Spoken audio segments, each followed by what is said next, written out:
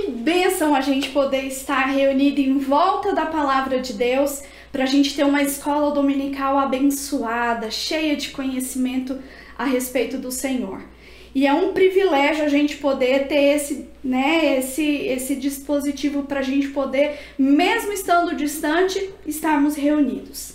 Eu gostaria de ler um versículo que está lá no Evangelho de João, no capítulo 8, no versículo 12. Ele fala sobre algo muito precioso que Jesus é para nós, né?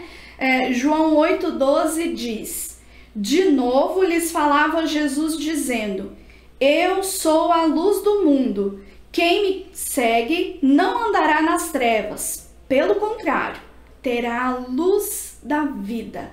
E nós sabemos que o Senhor Jesus nos deixou a sua palavra, os seus ensinamentos, e nós precisamos do conhecimento a respeito do Senhor, da sua palavra, para a gente poder caminhar na luz, conforme a vontade de Deus, fazendo aquilo que agrada a Deus. E eu quero convidar você a louvar o Senhor com essa canção que o Ministério de Louvor vai nos conduzir aí. Luz do Mundo. Até mais!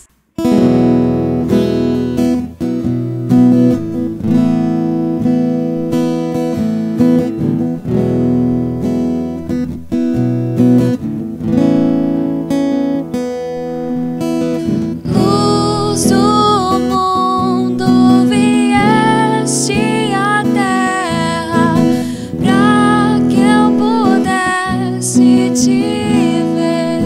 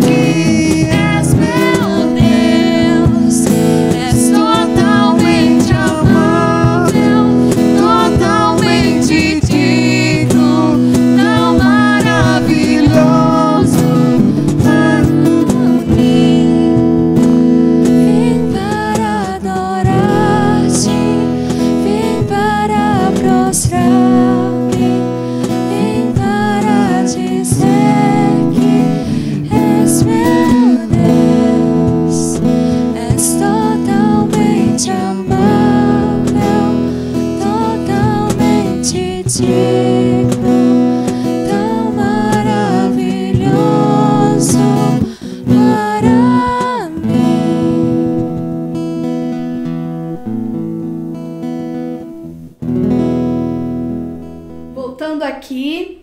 Que bom a gente poder estar com a palavra de Deus aberta. Espero que você esteja com a Bíblia aberta aí, tá? O texto que nós vamos meditar nessa manhã está registrado lá no segundo livro dos Reis, no capítulo de número 6. A gente vai meditar aí no final do capítulo 6, que é a partir do versículo 24, e vamos entrar aí no capítulo de número 7.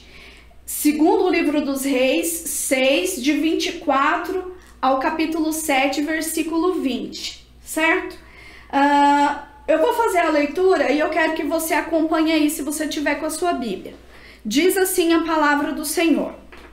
Eu vou fazer a leitura de forma progressiva. Não vou ler todo esse texto agora, já nesse momento, mas de acordo com o que a gente for caminhando no nosso estudo, a gente vai terminando então a leitura desses dois capítulos. Mas para começar, 2 Reis, capítulo 6, versículo 24, diz assim a palavra do Senhor. Depois disso, ajuntou Ben-Hadad, rei da Síria, todo o seu exército, subiu e sitiou a Samaria. Houve grande fome em Samaria, eis que sitiaram a ponto de se vender a cabeça de um jumento por 80 siclos de prata e um pouco de esterco de pombas por 5 siclos de prata. Passando o rei de Israel pelo muro, gritou-lhe uma mulher: acode-me, ó rei, meu senhor. Ele lhe disse: se o Senhor te não acode, donde te acudirei eu? Da eira ou do lagar? Perguntou-lhe o rei: que tens? Respondeu ela: esta mulher me disse: dá-me teu filho para que hoje o comamos e amanhã comeremos o meu. Cozemos, pois, o meu filho e o comemos. Mas, dizendo-lhe eu o outro dia: dá o teu filho para que o comamos, ela o escondeu. Tendo o rei ouvido as palavras da mulher, rasgou as suas vestes quando passava pelo muro. O povo olhou e viu que trazia pano de saco por dentro, sobre a pele. Disse o rei: assim me faça Deus o que bem lhe aprouver, se a cabeça de Eliseu, filho de Safate, lhe ficar hoje sobre os ombros. Estava, porém, Eliseu sentado em casa, juntamente com os anciãos. Então enviou o rei um homem de diante de si. Mas antes que o mensageiro chegasse a Eliseu, disse este aos anciãos: vedes como o filho do homicida mandou tirar-me a cabeça? Olhai, quando vier o mensageiro, fechai-lhe a porta e empurrai-o com ela. Porventura não vem após ele o ruído dos pés do seu senhor?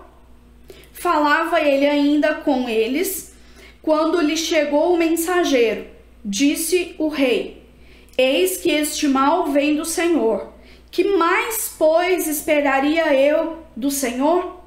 Capítulo 7, os 2 primeiros versículos diz: então disse Eliseu: ouvi a palavra do Senhor.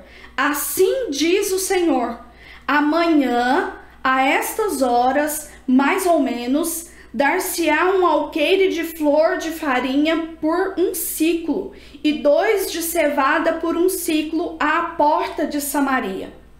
Porém, o capitão a cujo braço o rei se apoiava respondeu ao homem de Deus: ainda que o Senhor fizesse janelas no céu, poderia suceder isso? Disse o profeta: eis que tu verás com os teus olhos, porém disso não comerás. Vamos orar? Vamos pedir ao Senhor, que é a luz, das nossas vidas, para iluminar a nossa mente e o nosso coração, para a gente compreender a palavra dele nessa manhã. Vamos orar? Amado Deus, no nome santo de Jesus, eu quero colocar diante do Senhor a minha vida, a vida dos meus irmãos, dos meus amigos, ó Pai, que estão, ó Deus, diante da Tua palavra, para que o Teu Espírito Santo possa iluminar a nossa mente, o nosso coração, para a gente compreender a tua vontade, o teu querer e que a tua palavra nos alimente nessa manhã. Oramos no nome santo de Jesus. Amém. Eu gostaria nessa manhã da gente meditar sobre o seguinte tema: Deus, o Senhor da história. Quando nós olhamos para esse texto, nós vamos, aqui no momento não dá o nome do rei, mas se a gente lê a continuidade aí, né, dos capítulos de 2º livro dos reis, a gente vai ver que esse rei aqui é o rei Jorão, filho de Jezabel e do rei Acabe. E a gente vai ver então um momento muito difícil que o povo de Deus estava vivendo sob o comando desse rei Jorão, quando Samaria, né, é sitiada, ela é rodeada pelo inimigo que vinha de Ben-Hadad, o rei da Síria. Eles estavam vivendo um momento terrível, porque eles estavam enclausurados dentro da sua cidade, onde eles não podiam mais sair para comprar alimento, e os vendedores, os comerciantes, né, que vinham sempre vender, né, comida na cidade também não podiam entrar. Essa era uma estratégia muito usada na época pelos exércitos, pelos povos, né, no momento de guerra. Essa estratégia era da seguinte forma: eles cercavam a cidade de forma que ninguém podia nem entrar e nem sair, e aí então as pessoas ali ficavam presas, inclusive o rei, e a comida ali ia acabando, porque as pessoas iam, né, fazendo o que tinha até chegar um momento que acabava. E aí quando acabava, para eles não morrerem de fome, eles se rendiam àquele exército que sitiava, que estava rodeando a cidade. E era essa a situação que esse povo, o povo de Israel, nessa época do rei Jorão, estava vivendo. Estava sitiada, né? Estava cercada pelo exército inimigo, que era o exército da Síria, né? Pelo rei Ben-Hadad. Tudo indica também que era esse rei Ben-Hadad, era o Ben-Hadad II. Mas bem, Deus, o Senhor da história. Nós sabemos que Deus, ele é soberano. Soberano sobre todas as coisas. Sabemos também que Deus tem, né, na eternidade os seus decretos. Decretos diretivos, quando Deus dirige, né, coordena tudo para que certas coisas aconteçam. E os decretos também de Deus, os decretos permissivos, que Deus permite que certas coisas aconteçam. Um exemplo de decreto permissivo, né, é um decreto eterno, foi feito na eternidade, quando Deus decretou que aconteceria ou permitiria que acontecesse. Um exemplo de decreto permissivo, por exemplo, é o pecado de Adão e Eva. O pecado de Adão e Eva é um decreto permissivo de Deus. Deus, na eternidade, decretou permitir que Adão e Eva pecassem. Pois bem, sendo de maneira direta ou sendo de maneira permissiva, sabemos que a história da humanidade, ela é dirigida por Deus, ela é regida por Deus. E Deus, sendo soberano, a gente precisa compreender que nada pega Deus de surpresa, pelo contrário. Até mesmo as coisas ruins que acontecem, Deus faz cooperar para o nosso bem. Sabendo disso, que Deus é Senhor da história, nós devemos, portanto, diante das situações difíceis que acontecem na nossa vida, que fazem parte da nossa história, nós precisamos cultivar um coração temente a Deus. E além de um coração temente a Deus, a gente precisa buscar sabedoria vinda dos altos céus para a gente saber agir em cada situação da nossa vida. Sabendo que, se Deus permitiu, Deus tem um porquê em tudo isso. Deus quer produzir algo, né, de tudo isso. E a gente sabe que para aqueles que conhecem a Deus, que amam a Deus, segundo lá Romanos 8:28, todas as coisas cooperam para o nosso bem. E aí a gente precisa então ter temor no nosso coração e sabedoria. E Tiago, lá no capítulo 1, vai dizer que se a gente precisa de sabedoria, a gente deve pedir a Deus. E deve pedir com fé, nada duvidando. Por quê? Porque tudo que acontece na nossa vida, nós precisamos saber agir e até mesmo aprender com as situações. E não é diferente aqui dessa história. A história do povo de Israel estava se desenrolando e eles precisavam ter o temor do Senhor e a sabedoria que vinha de Deus para saber, né, como agir nessa situação. E a gente vai ver exatamente isso, coisa que às vezes a liderança política não estava tendo. Quando a gente passa por situações assim, sabendo que Deus é o Senhor da história, a gente precisa pensar na seguinte pergunta: como devemos agir diante das situações da vida? O primeiro ponto que eu quero estudar com vocês aqui, baseado nesse texto, é que nós devemos agir com reflexão. Devemos refletir, devemos pensar, precisamos analisar a situação. O povo aqui estava vivendo um tempo muito difícil.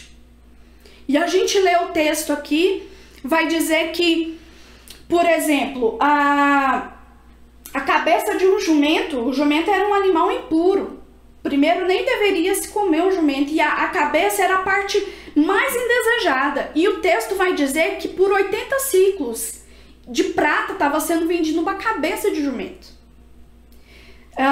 80 ciclos dá em média aí 1 quilo de prata. Então era uma situação difícil. Vai além, fala que um bocado de esterco de pombo. O que é esterco, gente? Excremento. Estava sendo vendido por 5 ciclos de prata. E aí a gente vai ver que a situação era tão terrível que chegou ao ponto de uma mãe, de duas mães, né, comerem o filho. Uma comer o filho da outra e a própria mãe comer a carne do seu próprio filho. Que situação difícil. Que situação terrível que esse povo estava vivendo. Fome extrema, de chegar ao ponto de comer o próprio filho.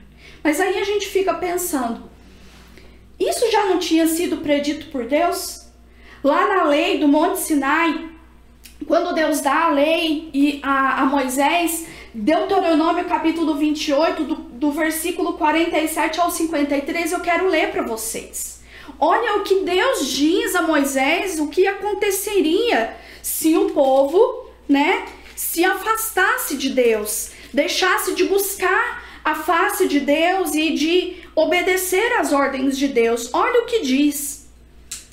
Deuteronômio 28, a partir do versículo 47. Porquanto não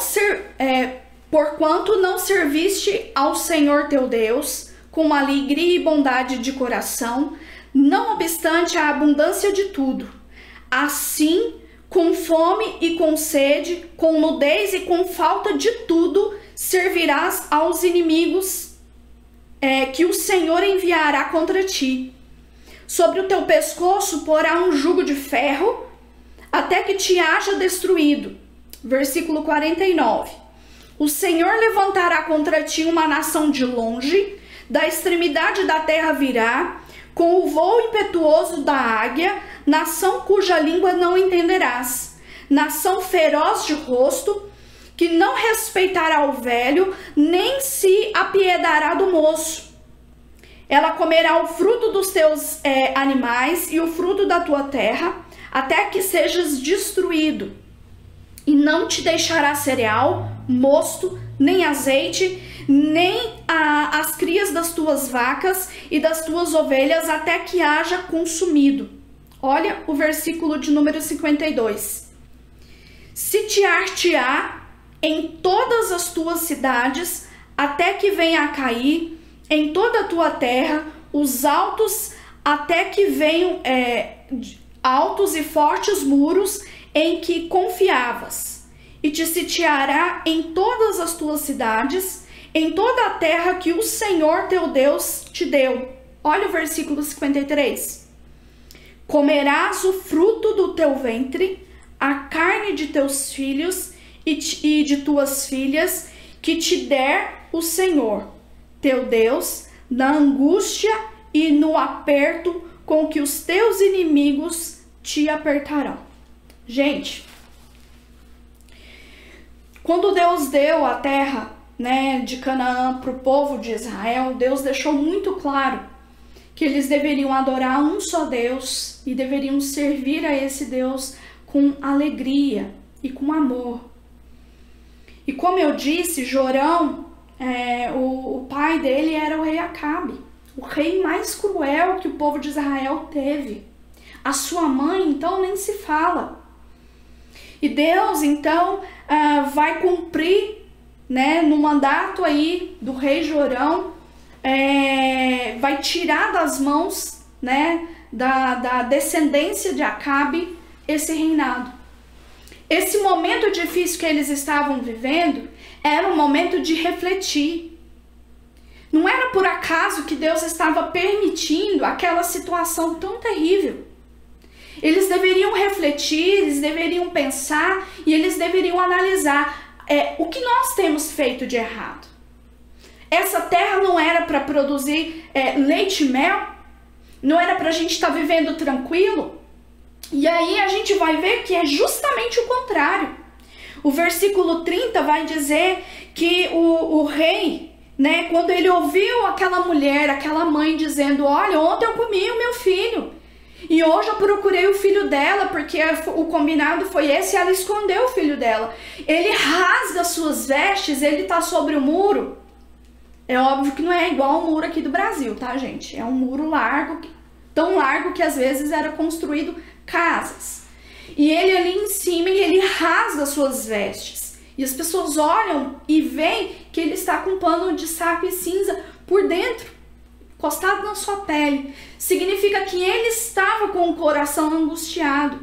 Jorão estava angustiado, estava vestindo uma roupa, ou de certa forma, como o que a gente vai ver na palavra de Deus, e é descrito como a atitude de alguém que está arrependido. Mas não basta você dizer que está arrependido, você tem que agir dessa forma. E a gente vai ver em seguida que Jorão não estava arrependido. Ele não queria transmitir para ninguém que ele estava angustiado, com medo. Ele estava, né, por fora vestindo vestes normais, mas por dentro ele estava angustiado. Mas Deus esperava mais do que uma veste que mostrava arrependimento e reflexão. Deus esperava que de fato e de verdade ele pensasse nas suas atitudes e ele mudasse. Olha o versículo 31.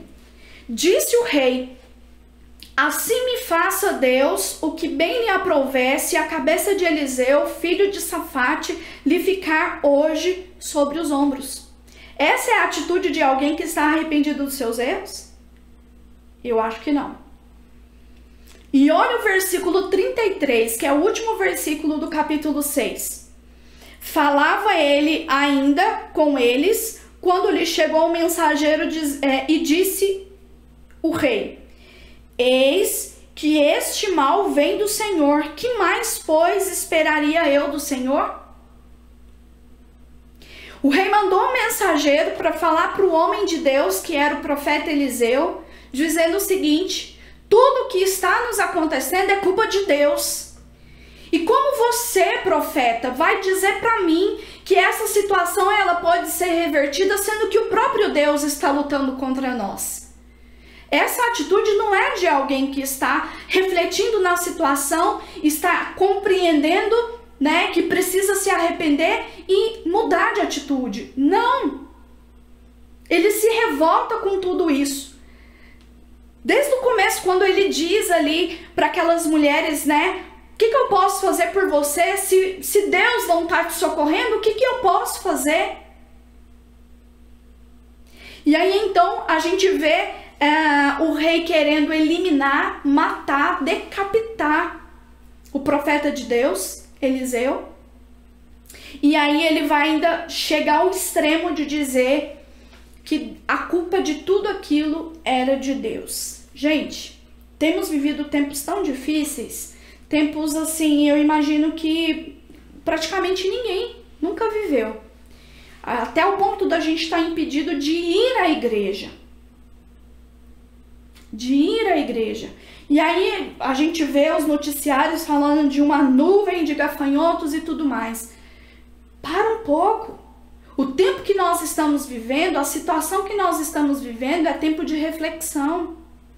É tempo da gente analisar, da gente refletir, da gente analisar que tipo de vida que nós temos levado.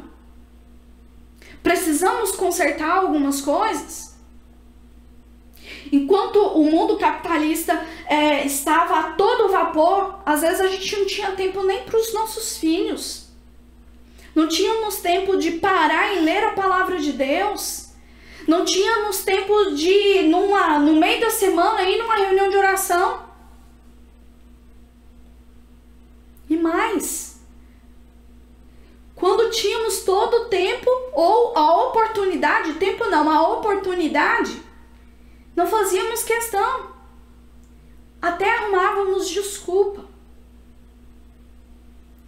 A palavra de Deus, ela é sempre atual. E a situação que esse povo estava vivendo era um momento de refletir, a começar pela liderança. O que nós precisamos mudar, o que nós precisamos fazer diferente. Tem algo que eu preciso me arrepender? Ou tem algo que eu preciso fazer diferente? Deus, ele é o Senhor da história. Como devemos agir diante das situações da vida? Com reflexão. E não é só nos tempos difíceis que devemos refletir, também nos tempos de abundância e de alegria.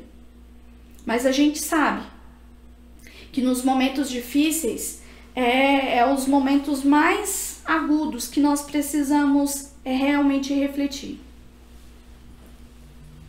Deus está nos dando a oportunidade. Reflita. Reflita. E aí a gente vai ver, né,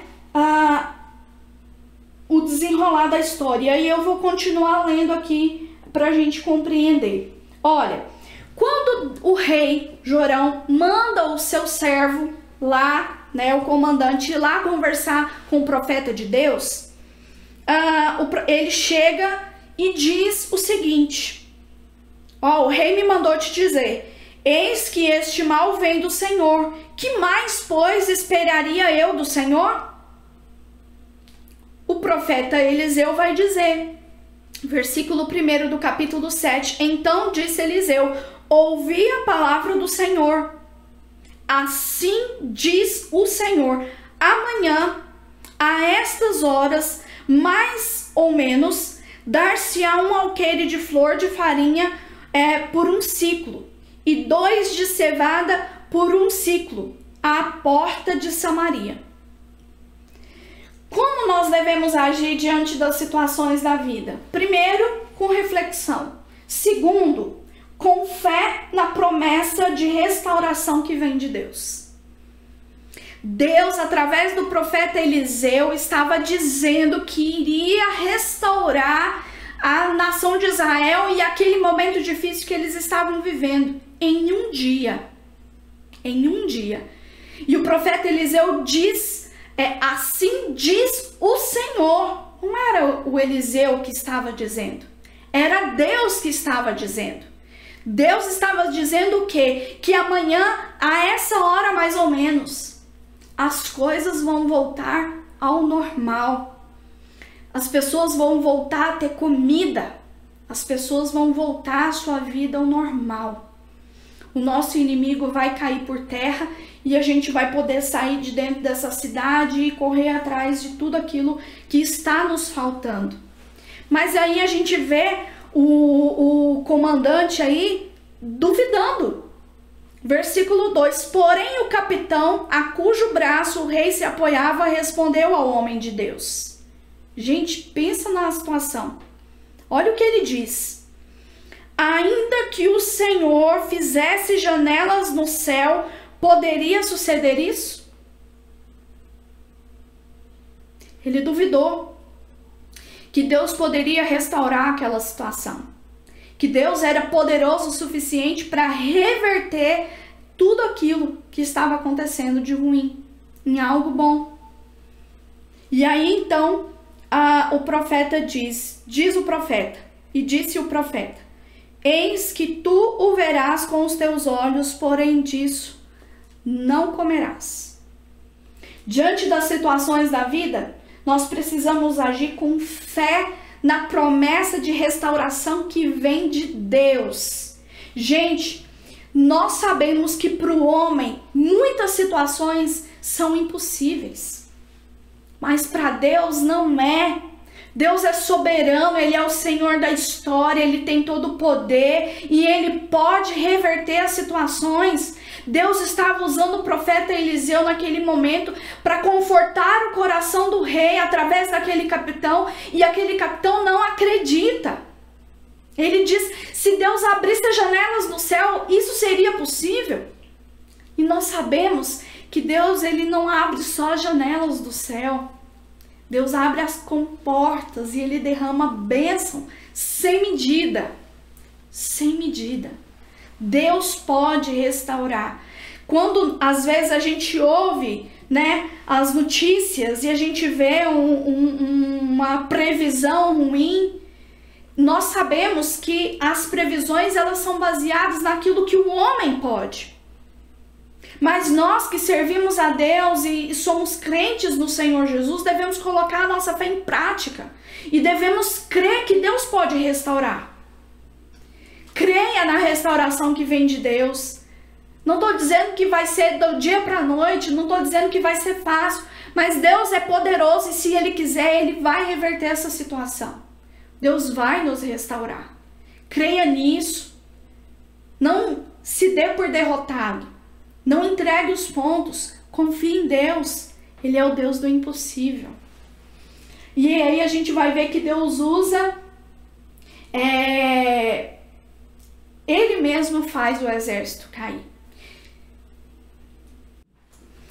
Observe, capítulo 7, versículo 3, essa parte nós ainda não lemos, vou ler agora. Do versículo 3 ao versículo 8, diz assim, capítulo 7 do segundo livro dos reis. 4 homens leprosos estavam à entrada da porta, os quais disseram uns aos outros: para que estaremos nós aqui sentados até morrermos? Se dissermos, entremos na cidade, há fome na cidade, e morreremos lá. Se ficarmos sentados aqui, também morreremos. Vamos, pois, agora e demos conosco no arraial dos Círios. Se nos deixarem viver, viveremos. Se nos matarem, tão somente morreremos. Levantaram-se ao anoitecer para se dirigirem ao arraial dos Círios. E tendo chegado à entrada do arraial, eis que não havia lá ninguém, porque o Senhor fizera ouvir no arraial dos Círios ruído de carros e de cavalos e o ruído de um grande exército, de maneira que disseram uns aos outros: eis que o rei de Israel alugou contra nós os reis dos heteus e os reis dos egípcios, para virem contra nós. Pelo que se levantaram e fugiram ao anoitecer. Deixaram as suas tendas e os seus cavalos e os seus jumentos e o arraial como estava, e fugiram para salvar a sua vida. Chegando, pois, aqueles leprosos à entrada do arraial, entraram numa tenda, e comeram e beberam, e tomaram dali prata e ouro e vestes, e se foram, e os esconderam. Voltaram e entraram em outra tenda, e dali também tomaram alguma coisa e a esconderam. Gente, Deus é tão maravilhoso que desbaratou o exército sírio, sem que o exército do povo de Israel precisasse levantar uma lança. E na verdade eles nem estavam dando conta de levantar uma lança, de tanta fome que eles estavam sentindo. Mas quem diz que Deus precisa do homem para destruir os nossos inimigos? Deus fez o exército sírio ouvir o ruído de um grande exército e eles ficaram com tanto medo, achando que o povo de Israel tinha arrumado ajuda, até mesmo dos egípcios, que eles fugiram e eles deixaram tudo para trás, inclusive os seus animais. Então, quando aqueles leprosos, eles chegam ali, eles não acreditam que aquele acampamento estava vazio. Eles entram dentro de uma tenda e eles comem à vontade, porque o exército sírio tinha deixado tudo para trás. Tudo. Quando a gente vê depois, quando o rei manda espias para ir lá observar se realmente era do jeito que esses leprosos estavam dizendo, diz que até as armas deles eles tinham jogado e deixado para trás. Versículo 15.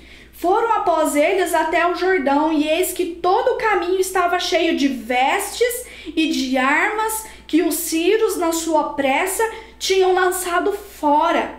Voltaram os mensageiros e anunciaram ao rei. Gente, Deus estava escrevendo um novo capítulo na história dessa nação. Deus estava dando o privilégio de toda aquela situação ruim acabar. E Deus quem faz, com a sua graça, com a sua misericórdia. E como nós precisamos agir nessas situações, nós não podemos deixar de crer na restauração que vem de Deus. Creia que Deus é maior do que qualquer pandemia, do que qualquer prognóstico que qualquer pessoa possa dar. Deus não é homem. Deus é Deus, Ele é soberano e Ele pode todas as coisas. Como nós devemos agir diante das situações da vida, já que Deus é o Senhor da história? Com reflexão, com fé que Deus pode restaurar. E também, por último, com um coração grato e generoso. Com um coração grato e generoso. O texto vai dizer que Deus usou 4 leprosos. A gente sabe que, de acordo com a lei, o leproso, aquele que tinha uma doença de pele, ele não podia mais viver em comunidade. Ele deveria ser consciente e ele deveria se retirar do meio do convívio da sua família, do seu trabalho. Ele deveria deixar tudo para trás, deixar a sua cidade, e ele não podia mais conviver com as outras pessoas, a não ser com outros leprosos. E aí então a gente vê Deus usando esses que o povo, em vez de ser mais amoroso, tudo bem, os leprosos não podiam conviver, mas isso não significa que ele deveria ser deixado ao léu, desamparado. As famílias levavam tão ao extremo tudo isso que se esqueciam dos leprosos.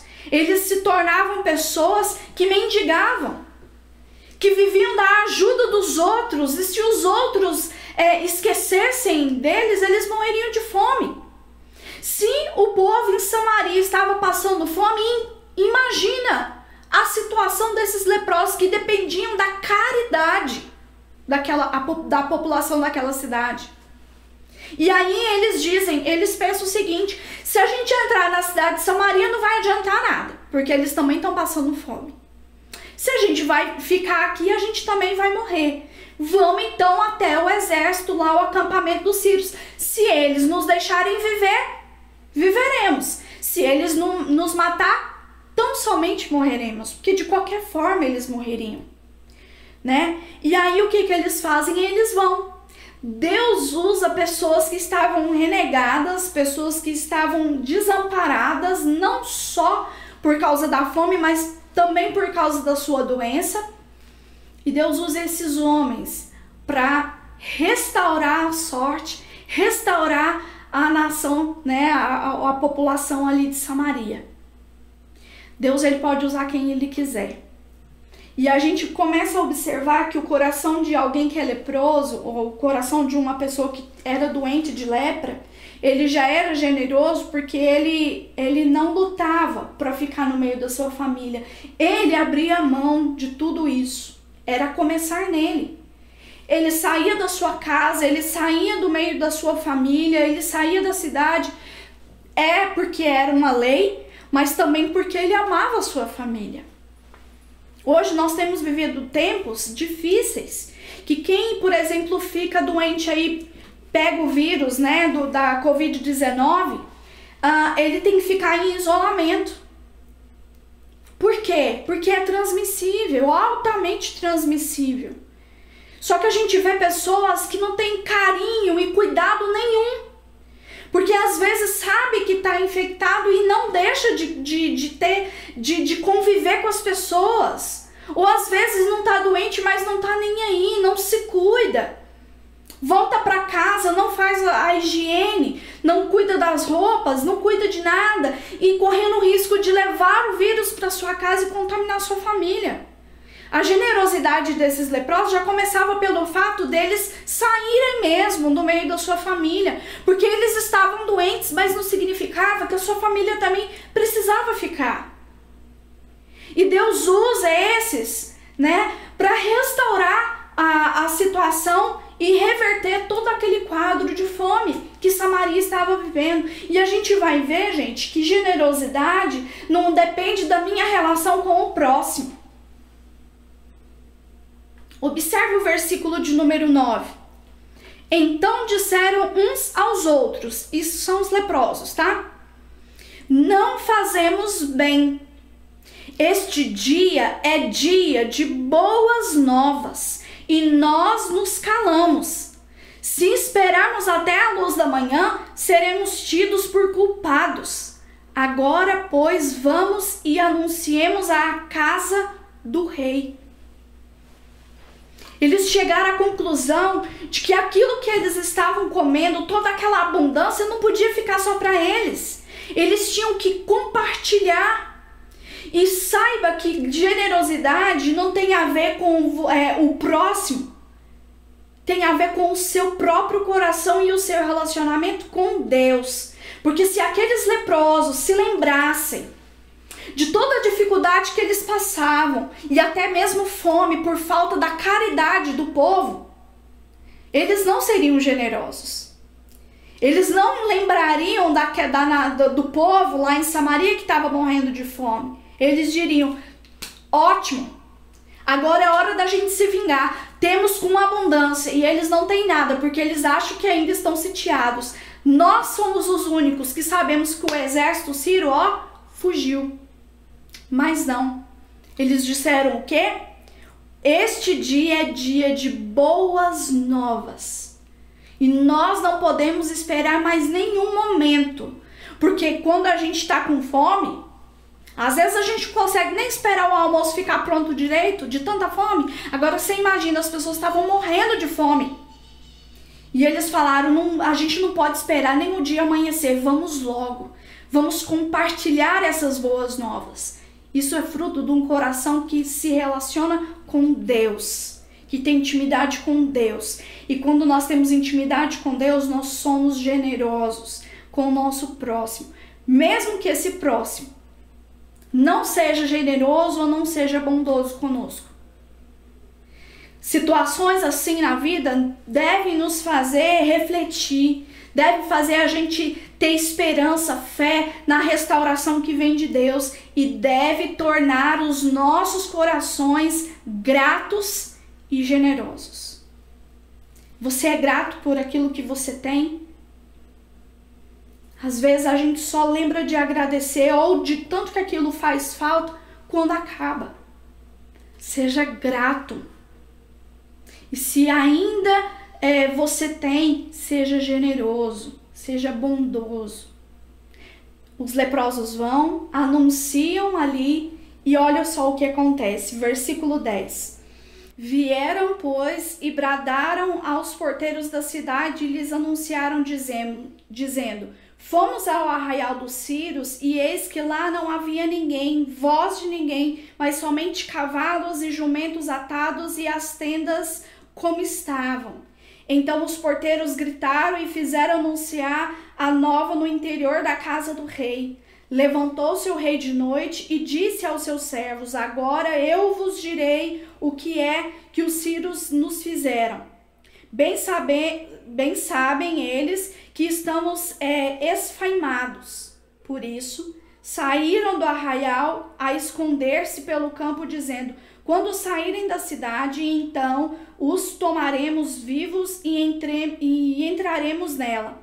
Então, um dos seus servos respondeu e disse: tomem-se, pois 5 dos cavalos que ainda restam na cidade, pois toda a multidão de Israel que ficou aqui, de resto, terá a mesma sorte da multidão dos israelitas que já pereceram. Enviemos homens e vejamos. Tomaram, pois, 2 carros com os cavalos, e o rei enviou aos homens após o exército dos sírios, dizendo: ide e vede. Foram após eles até o Jordão. E eis que todo o caminho estava cheio de vestes e de armas que os sírios, na sua pressa, tinham lançado fora. Voltaram os mensageiros e anunciaram ao rei. E aí a gente vê então a promessa, de Deus sendo cumprida. Aquilo que o profeta Eliseu disse um dia antes estava se cumprindo. Versículo 16: então saiu o povo e saqueou o arraial dos sírios, e assim se vendia um alqueire de flor de farinha por 1 siclo, e 2 de cevada por 1 siclo, segundo a palavra do Senhor.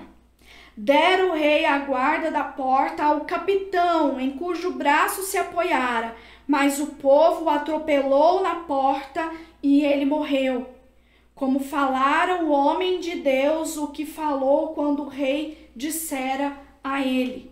Assim se cumpriu o que falara o homem de Deus ao rei. Amanhã, a estas horas, mais ou menos, vender-se-ão 2 alqueires de cevada por 1 siclo, e 1 de flor de farinha por 1 siclo à porta de Samaria. Aquele capitão respondera ao homem de Deus: ainda que o Senhor fizesse janelas no céu, poderia suceder isso, segundo essa palavra? Dissera o profeta: eis que tu verás com os teus olhos, porém disso não comerás. Assim lhe sucedeu, porque o povo o atropelou na porta e ele morreu. A situação que nós, a humanidade, estamos vivendo também é uma situação muito difícil. Mas Deus é o Senhor da história. Lembre-se disso. Então, diante das situações da vida, tenha a atitude de refletir. Reaja a tudo isso com reflexão. O que você pode fazer? O que você tem que deixar de fazer? O que você precisa melhorar? O que você precisa se arrepender? O que você precisa mudar? Mas também não permita que a falta de esperança venha inundar o seu coração. Haja com fé na promessa da restauração que vem de Deus.